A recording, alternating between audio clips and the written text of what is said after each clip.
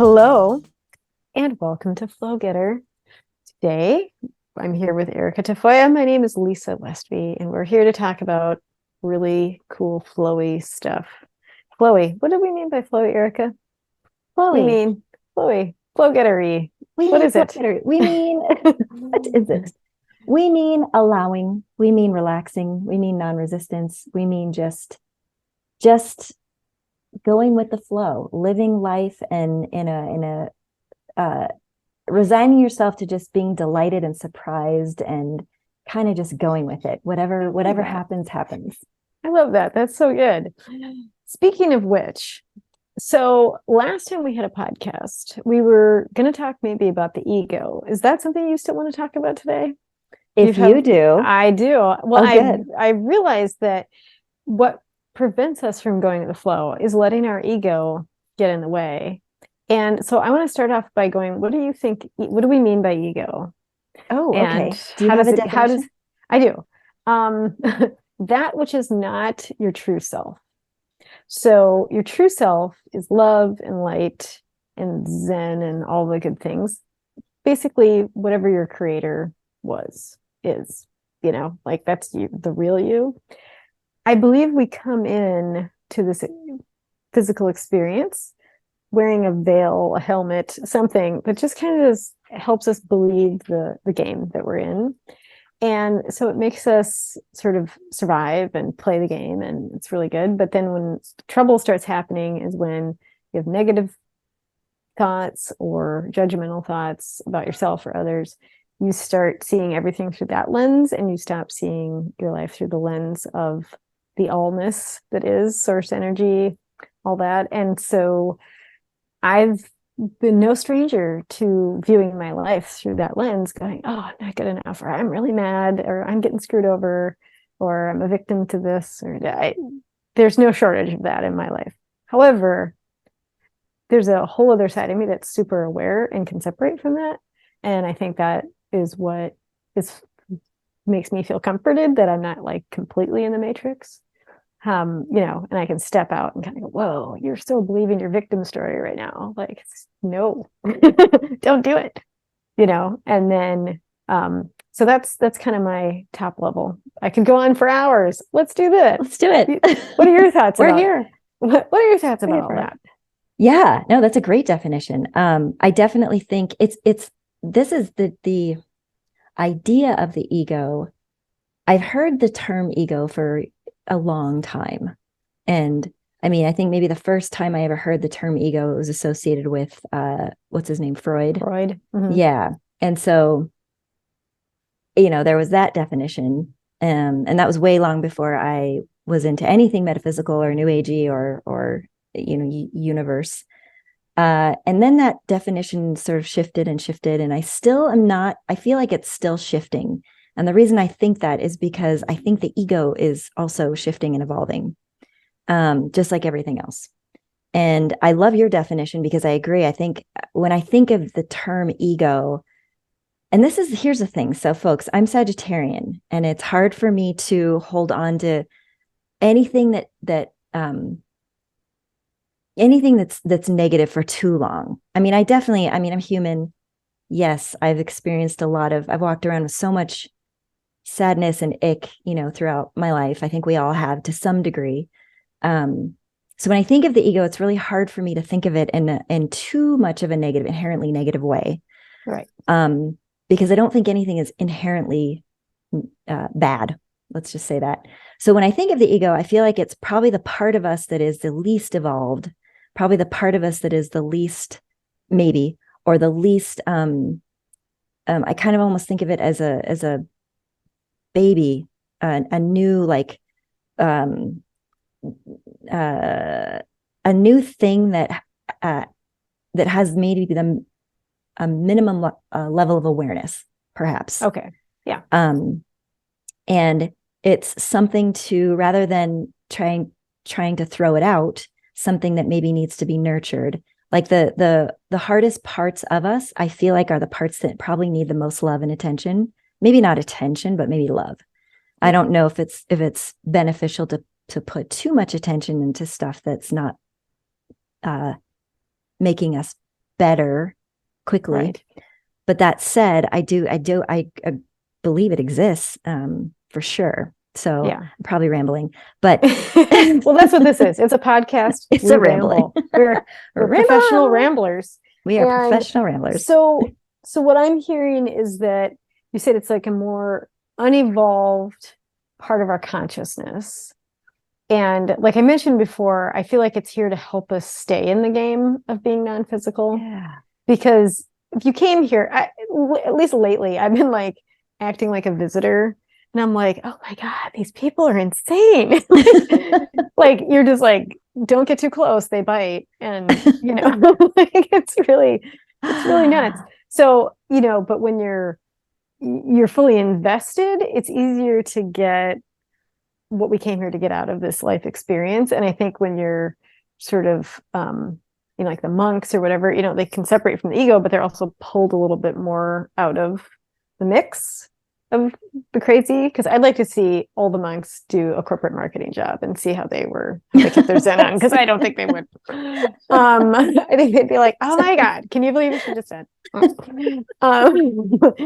They would super go valley in like 5 minutes. But so I think it has this function, but it's like this idea that I don't know that much about Freud, but from memory, I think it's like it's here to keep you safe, in terms of like it's imprinting on what works, what doesn't. And then it's like, okay, don't ever do that, and don't do this. And, you're probably not good enough, so don't even try. And like, it's doing what it thinks its job is.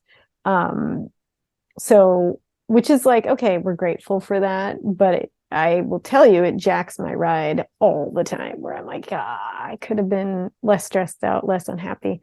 As a Sagittarian that you are, I don't think it sticks to you as much. Like, you're kind of that optimist, like not too much goes to you. I don't know that I'd say that's true for other signs, or everyone else on Earth. I think you're pretty good at this. The combination of whatever you are has made you, I think, really, things slide off you pretty well, which is really great. I'll be totally honest. The term ego has always made me feel uncomfortable. Right. And so I think that's why it's hard change for the me. term. Okay. What is that? Yeah, we've decided. I'm sure other people have also decided this. I just haven't read their blog. Okay.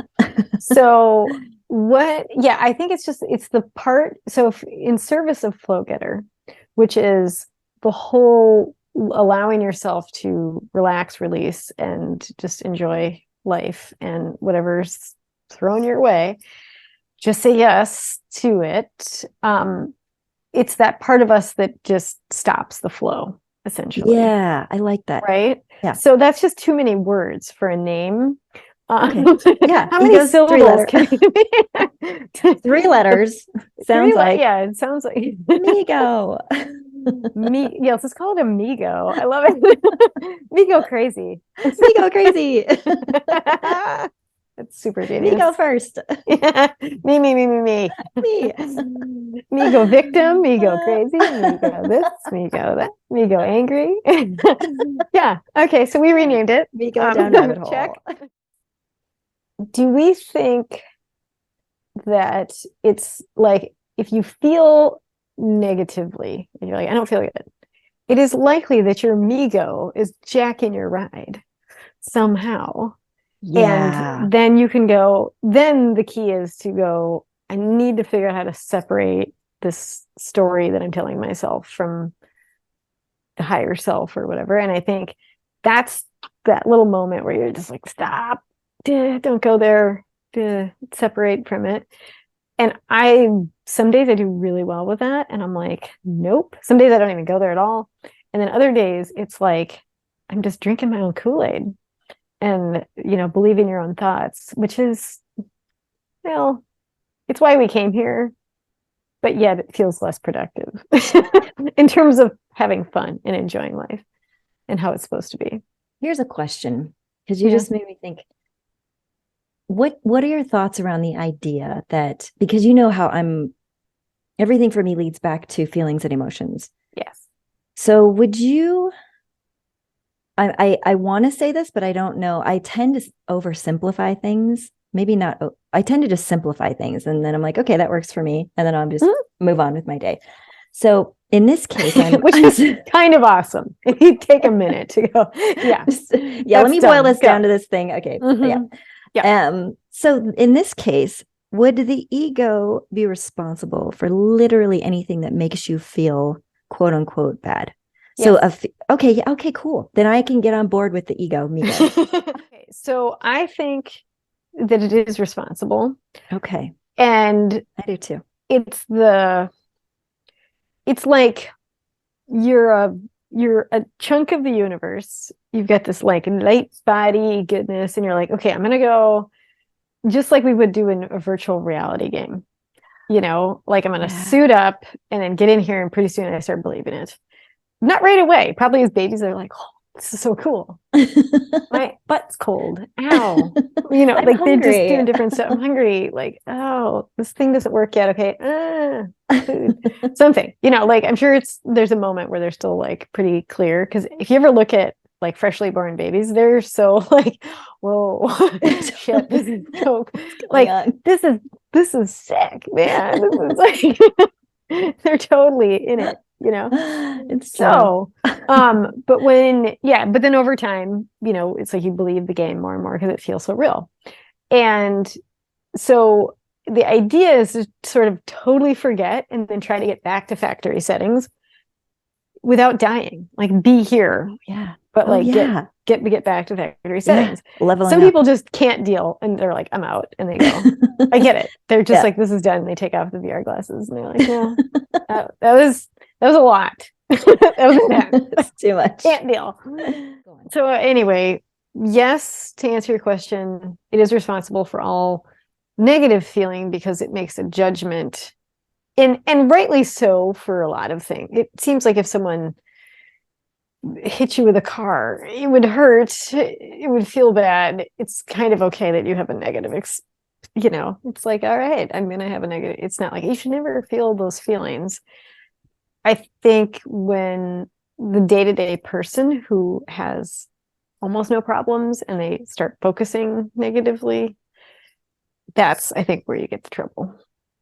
I agree. And I think that I will say, I think we chose to come here to explore and experience the negative and the positive feelings, like the whole spectrum. I think what's unique about the human experience is I do think that emotions are, there's something that we get to play with and explore with and experience. And I think just like everything else, like I said, emotions are also evolving. And and so, and I think if there is which I do believe everything has a positive, everything, there's positive in everything. So for the ego, I think the nice thing is we get to experience what it feels like to feel discomfort in all forms, extreme discomfort, minimal discomfort. And then, because that I think is how we get to learn at a faster pace. And I think that's how we get to develop more compassion. And that's how we get to kind of connect with other life, each other. And, just kind of, I think without that emotional spectrum, it's hard to connect. So, yeah. Yeah. I've heard it said too, that it's almost like in the realms that are non-physical, because there's obviously beings outside of the physical. We're in fourth dimension, I think. I don't know what dimension we're in, but there's other realms of being. We know this. That it's super intense here. So it's like it's like taking a shot versus having a glass of wine, or what. It's like, whoa, it's super powerful. So it maybe puts, for a non-physical being who could be observing, right? It puts a finer point on, oh, that's that, like, like Birdie Bot's every flavor beans in Harry Potter or whatever, where there's like infinite flavors. They're like, ooh, it's that flavor. Okay, that's like this flavor, but like toasted 1 minute longer toast flavor or something. Like totally. It's like a little smorgasbord of vibration and the physical realm like intensifies it. So it's like more like nuclear gummy worms. Have you, it's like you've had gummy worms, you're like, wow, they're so sweet. And then you have the nuclear gummy worms. And you're just I like, have not had those, holy shit. Okay. they Well, sound intense. this No, could I be can a see it's a great great analogy. podcast thing where we just Beautiful experiment analogy. with various gummies. Jelly bellies, gummies, Yeah. totally. Various gummies and be like, kind of flavorless jelly bean, gummy worms, regular, gummy worms, nuclear, like out of the park. And so I'm equating the human experience to nuclear gummy worms, That is which is fabulous. pretty obvious if you just look around. It's fantastic. Yeah, it's really intense. And so, I think it's just easy to forget when you hit your day to day, and like somebody does something, or you do something, or something isn't your ego, and your mego. I'm not going to say this. There's a part of you that just wants to make you unhappy in your own mind, all that stuff. That's when you're like super not conscious of it. But I don't think it's a problem. I think it's, like you said, it's necessary to kind of, and there's only people like perhaps Eckhart Tolle, His Holiness the Dalai Lama, and like perhaps a handful of other people who are not on Instagram because they're up in the Himalayas or something. They're not going to be an IG. That they have learned how to just stay out of the ego and still be here, or the mego, or that part. We have to think of another name. That for the most part they just don't get. It's not like a little. At least the way we see them. Yeah. At least the way we see them. Yeah. I have nerdy science for you though. I hate to keep talking, but I want to share something that may be really helpful for our audience. I don't think you necessarily are the kind of person that would ever actually need this advice, but I heard something that was super interesting.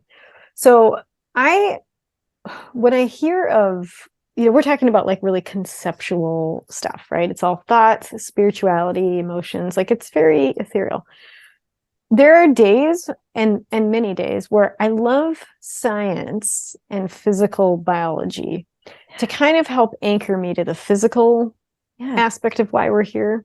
So I'm always loving when I find something scientific that supports what I already think. I think a lot of people feel that way. You're not alone. It's fun. Yeah, totally. And one thing I learned is that, and this is a biological thing, and I'm sure you know this, that the brain is wired for negative bias, right? It remembers, like the example was, you could have a whole day where everyone's complimenting you and doing all this great stuff, and you have one person that just does something mean or shitty, says something, and you will not care that all these other good things. You're just be like, that bitch, like you're going to stew on it. And that may have lasted 10 seconds. And the other stuff was like hours and hours of greatness. Like, or let's say you had a wedding, right? And you'd be like, oh, it was a great day. And then someone did something super lame. You're going to like go, okay, you married the love of your life. Everyone you loved was there. But the list goes on of the amazing things that could happen at someone's wedding. But anyone's going to just zero in on it. The brain wants to do that. It's not your fault, because they said conversely with the positive thinking, like people say, oh, think positive thoughts. They're like, it's like the brain's like Teflon. It just slides out of the brain doesn't even want to hang on to it. You're like, really, brain? I'm sitting here writing my affirmations and focusing. And the brain's like, yeah, I don't care. Like it doesn't I believe care.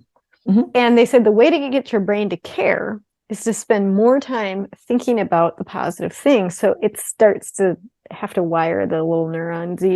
When I say wire, it's not wire, but whatever they're doing. Yeah. Whereas it's basically a time situation where you just have to put in the time and your brain will become a more positive brain. And they did studies, of course, where they said, okay, this set of people think their life is like a 6 out of 10, or the control group, everyone thinks it's a 6 out of 10. This half of the group, you guys go have to write positive. How did oh, I had a nice sunset and, all the positives and yay and whatever. And they made them put more time into that. The end of said period of time, those people thought their life was now like an 8 out of 10. And their life hadn't really changed. So the argument is that you just have to try harder to do the positive thing, unless you're Erica Tafoya, who's a Sagittarian, who's just like, yay, it's so good. But I'm not nearly as cool as she says I am. You are as cool as we say I come off like that, but I have my own secret. We all do. Yeah, but you're quite good at it. I feel like you don't get mired. I know enough people. I'm old enough. I've seen a lot in this world. You're good at it. And that's a really great thing because you're kind of holding that vibrational set point, which can help other people. Like you uplift by holding a vibrational set point. You don't have to do anything. And it helps. It's like like the tuning fork thing, like the strongest vibration can affect other things positively or negatively. So if you've got the gift, you're already giving, right? So so anyway, the net is if you're having trouble maintaining, if the ego is just getting in your way, you, madam or gentleman, will have to work harder to make your brain focus on the positive. You just will. It's biology. Unless you don't believe any of that, then that's cool too. But that's I 100%. I have so many thoughts. I'm ready. So I think it is super important to share the science behind stuff because my brain doesn't really work in a science way. So and yet at the same time, I feel like most people I know do like the science. More people I know than not enjoy the science piece because to see is to believe for a lot of people. We're human. We're in the physical world. Seeing, does for a lot of people equals believing. And so that's so important to share that. Two, I don't think there's any differentiation between science and the spirit part. That's my own belief. And so, I think that I will, and I'll speak to the non-science side of it, because it's all the same. I'll speak to the spirit or the stuff that I've kind of that makes sense to the way that my brain works. In the same way that the brain, like what you just said, is wired a specific way, my belief is that at the core of who we are is goodness and love and awesome feelings and just everything that feels good and in alignment and amazing and makes you happy and feel any form of positive emotion. That's who you are inherently. And so when you have a negative feeling, it is not who you are. So the contrast there is enough for you to be curious and to hold on to that longer than it is to hold on to what is you, because you don't have to hold on to anything. It's who you are. Yeah. So if you, like you said, you go through a day where like 99% of the comments that you get or the feedback that you get is fabulous and perfect and amazing, and 1% isn't, because that's not who you are. And because that's not who anybody is, it feels so different and foreign that it's hard not to shift your focus from that. And so it's like you keep looking at it because it's so different and weird. It's like when you go out and you see something that doesn't look like anything else around you, or like you're driving down the road and you see a car crash and like that's not what you normally see. It's like you're driving, but you still want to look at it, Yeah. Anything out of the norm. Yeah, anything that's out of the norm, you tend to focus on it because it's different. And it's like, let me go there. So I think that's very similar with, like you're saying, like, our brains are wired. It's the same thing to me. It's like our brains are wired a certain way because we are a certain way. It's just the science piece is just the physical manifestation part of the non-physical. That's all it is. Yeah. That's what science is. And I think, and I'll get on my soapbox for just a minute. I love it. Keep it coming. Because I think that when we talk about science, I shy away from this whole this or that kind of talk where it's, oh no, it has to be science or it's not real. Well, it's not this or that, it's this and that. This is that is really what it is. This is that. So science is non-physical. Science is the physical manifestation of the non-physical. So if you're looking for more proof, the truth is that so much more of the non-physical already exists, whereas the non-physical exists in its entirety, in its infiniteness, completely. the physical piece, because we live in this world, there's like a tiny little percentage of what exists that has manifested physically that we can see and touch and taste and super feel, mind-blowing. all the things, right? So when Yeah. people are like, no, science, this, yeah, science, and it just hasn't manifested physically yet. Yes. But it's like science has come this far. And sorry, I'm going to let go of my thing. Science has brought us this far, and it's still going. We're discovering. But what exists is like off the charts, man. So God, I love that. So I've yeah. never thought about that before. That's so cool. Oh, okay. Like, yeah, because it's, again, you're in the fish tank. You don't think about the infinite space outside the fish tank, right? Totally. Yeah. And that it's not, since it's always evolving, the non-physicalness will always be creating the physicalness for infinity. So it's never done. It's never done. Yeah. So then you can't always say, well, okay, now we've figured everything out. It's like there will never be an end. There will always be more. And there's some experiment. I want to say the Copenhagen experiment, but it's why they decided light is a particle and a wave, because two groups of people said, no, this is it. And then they were like, well, shit. Yes. It's both. Right? It's both. How can something be both? Yes, well, guess what? They can. We don't know why. Yeah. Because infinite universe. Yes. Is why. The answer. Yeah. That's exactly it. I love to. it's so interesting because my belief is like, if you can think it up, if it's a thought that even drops in your head, it exists. Yeah. It didn't come from nowhere. So if you can think, wait, this and that can exist, then yes, it can exist. And who's doing the thinking? Where do thoughts come from? Where do thoughts come from? You're connected to all that is. Right. And so it's not just you drumming up these crazy ideas. If you decide they're crazy, then they're crazy, but they're still ideas and they're still exist and they're still real. And you've chosen to deem them crazy, and good for you. That's fine. And good for you. But you also brought up another good point: law of attraction, focus. Yes. Care to expand. Oh my God. You sort of like it's time for the law of attraction part of the show, which we love the most. Love it. We love the law of attraction stuff. Anytime we finally get to this topic, because laws of the universe are just fun to think about. Fun.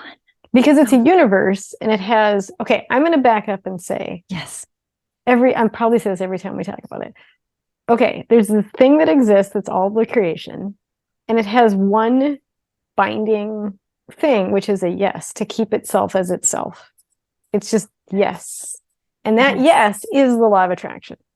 Because everyone's like, oh, there's this law of the universe and that law of the, yes. Okay, there's forces and things, but like really it's the yes that binds it all. It's the force. It's why it was in Star Wars. Yes. For God's sake, that's why we're so connected to that. It's like it's the binding force. Totally. So there can't be a no.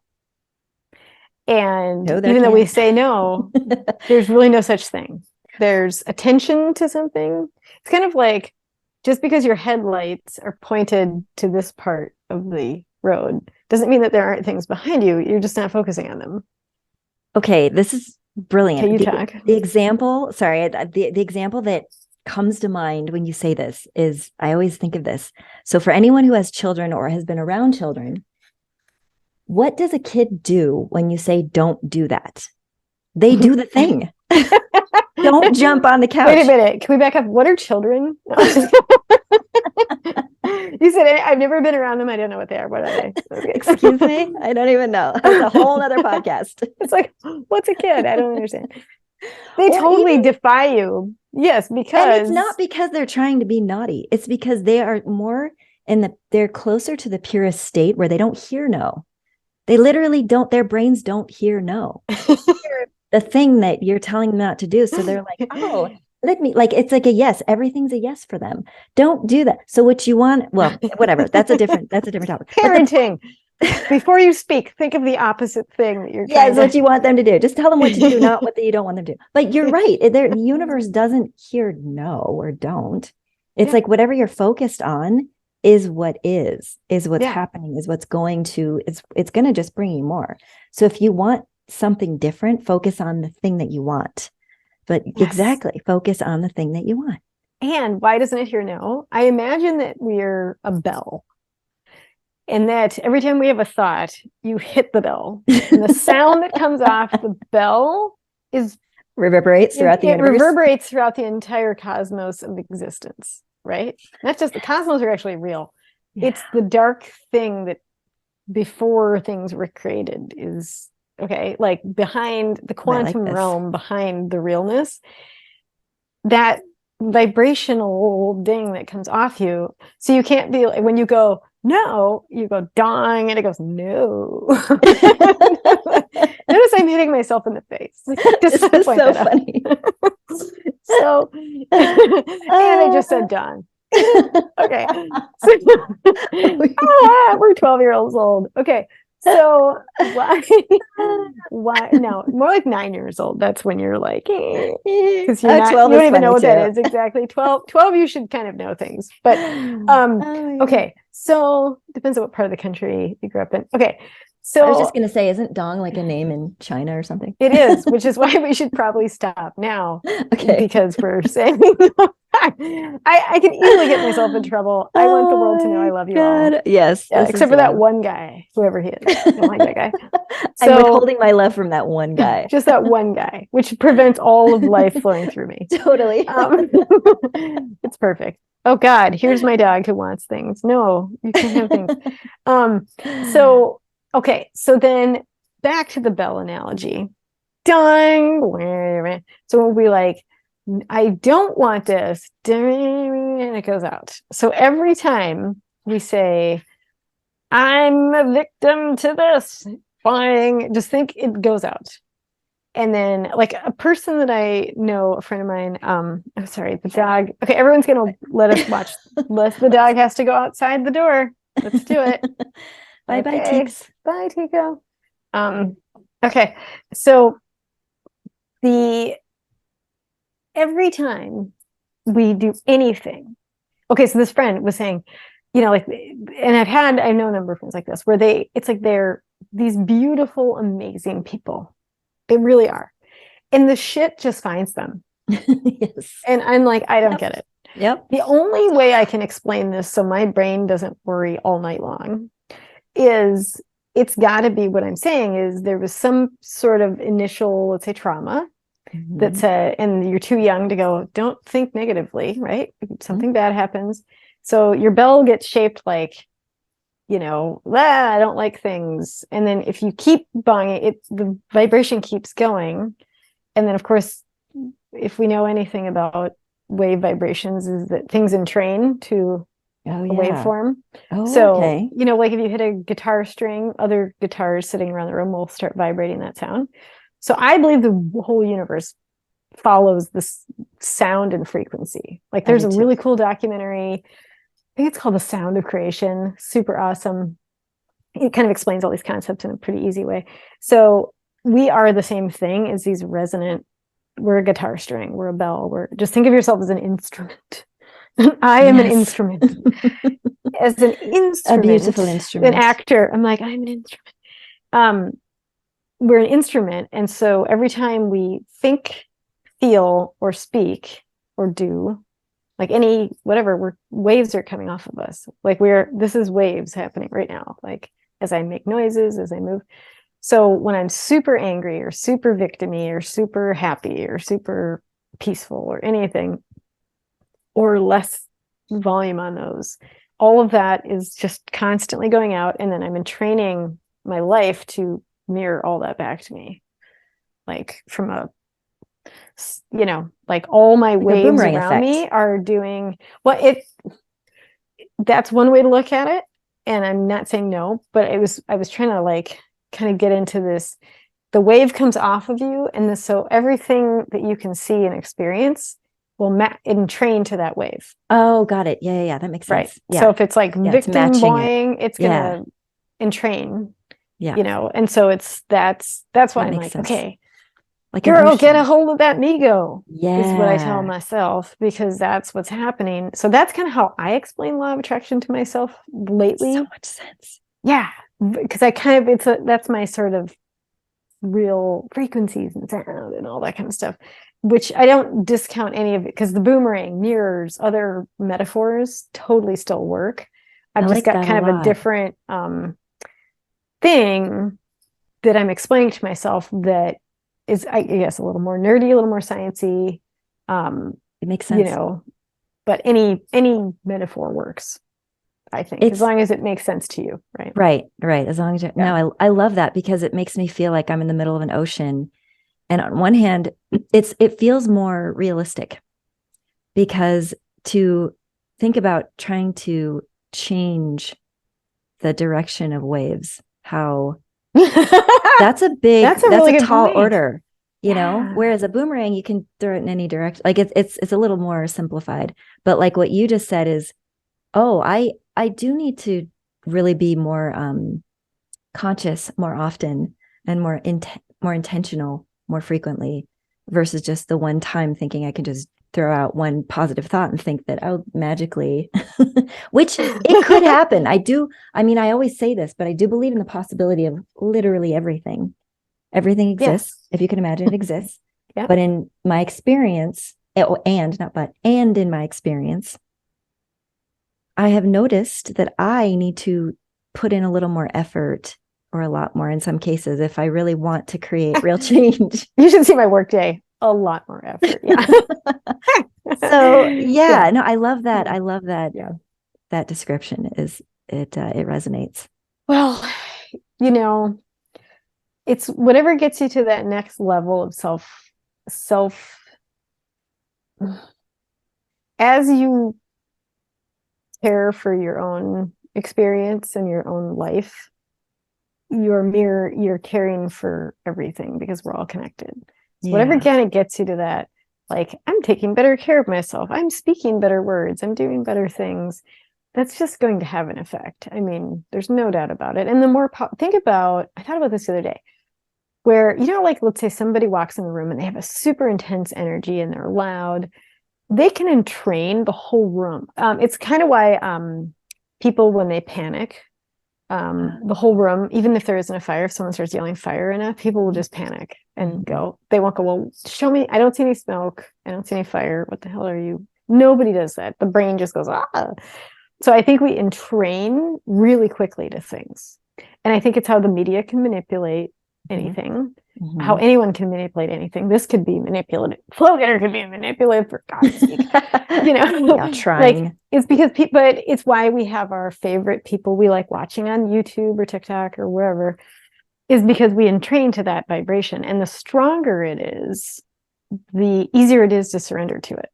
You know, or let's say some person walks in a room and they've just got this negative, super strong, it's always pulling things in this direction that's unpleasant. Nobody likes it. If then you walk in the room and you're like emanating, you're a bell and you've just bonged that bell and it's super strong, whatever, you're going to change that room right back to where it needs to be. So it's our own responsibility to get our own frequencies coming off of us to just kind of resonate as well as we can. And if I had a chart, you'd be laughing at my chart. It's like, for how good I am at this. However, I think it's really important to say, like, you have the responsibility and you have the power, you know, like, you're completely empowered to shape everything based on that metaphor. Absolutely. I think that's pretty cool. That's amazing. Like, you know, I'm going to work with that until something better comes in my brain, which it will, because the universe keeps on giving good stuff out. Yes. So we've law of attraction really well today. Do you have any further thoughts that you would like to share? Oh my God. I mean, this is a topic we could talk about all like day long. Where do we stop? Yeah. Endless. Yeah. Okay. So what I want to know from our listeners is today we've talked about, obviously, law of attraction, the ego, I feel like there's like 50 other things we talked about. I don't know if we talked about hair and makeup as much as we should have, but you know, I want to know kind of what works for me is if I take time to focus on that positiveness to get that vibration coming out, you know, the gratitude, the appreciation, the yay. And it, like I said, from the science perspective, I have to work harder to get it in there because I have a negative bias brain. I'm a Scorpio. For the love. I'm like, war? Where? Fun. Okay. Vengeance? Yeah, sign me up. Okay. So awesome. So I have to work really hard, but I know that when I do it, even if it's I'm reading a book or listening to somebody that I think has that vibration I want to train to, it works. I know if I just dial that up just a little more consistently, but in whatever ways that can work, that I know that would have a much greater impact. And so I think my sort of net is like, is your threshold of doing this stuff, and I'm talking to our viewers out here, is it where you want it to be? Or do you think if you added 10% more effort, it would really kind of, because it'll gather its own momentum too. That's the beauty of it, is that it pays dividends exponentially. My advice is, or not my advice, my question is are you at a set point you like, or how much more percentage of this would actually help get you where you want to be, and help make you have a better time here on this planet? So that's my question for the audience. Fabulous. My question for you, Erica, is how are you so awesome? It's so awesome to be with you. I had such a fun time talking with you today. I agree. I love this. I look forward to this every time. I do. Yay. It's just super fun. It's super fun. Well, thanks for being here with me today. Yeah. And thank you for that amazing idea of the infinite. That was my favorite. That's one thing I want nobody forget this part, that infinite, physical's here, but it's not everything. There's more to be created. So that was a stroke of genius today. So thank you for that. All right, Flowgetter audience, we love you. Go out there and just relax into the flow, man. And we'll see you next time. Bye. Bye.